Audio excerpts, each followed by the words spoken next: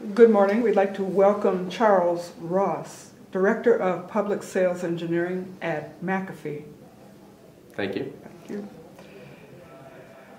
Mr. Ross, McAfee recently released an annual virtual criminology report. There's some really scary things in this study about cyber warfare. How do government agencies have to, or what do they do to have to protect themselves? Yeah, that's a very good question. So, this is the second of these reports that we've released, and the trend is not our friend in this case. Cyber war is is happening as we speak. Nation states are improving their capabilities around information warfare from a offensive capabilities perspective. The very scary aspect is that organizations and even the federal government is behind. Our defense is not even keeping pace. If this were a football game, they'd have to impose a skunk rule.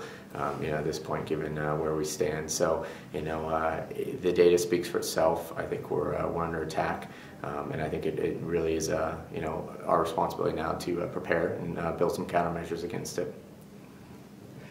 How important is the government sector in your company's strategy? It's paramount. I mean, at the end of the day, we're linked, whether we realize it or not. We've got similar initiatives, at stake, and we need to be working together. That public-private sector partnership is absolutely critical for the success of both the commercial side, but also for the government. So we've got similar strategies, and we need to work together in order to make this successful for both parties.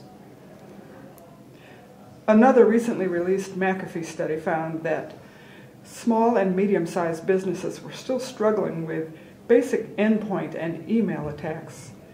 How should these organizations work to address those vulnerabilities? Yeah, that was a really interesting report. It was titled "Security Paradox," and when you examine it, what they're really referring to is threats are up, budgets are down. Small and medium-sized businesses have fallen into this complacency of believing the attacks only happen to large organizations. The scary element there is that small to medium-sized businesses oftentimes have less security staff, they've got less capabilities, and they're just as susceptible. From an attacker's point of view, they're going to find the opportunity and they're going to exploit it. They're not discriminatory towards who it is. They're just looking for a weakness. So I think organizations need to invest in security, and now's the time to double down, not to to cut back. What new cyber threats has McAfee seen gaining steam? What's big out there? The biggest thing out there right now is financially motivated malware attacks. It's it's a spike in terms of activity that's occurring right now. Every 30 seconds a new malicious website's posted. 10,000 new pieces of malware are discovered a day.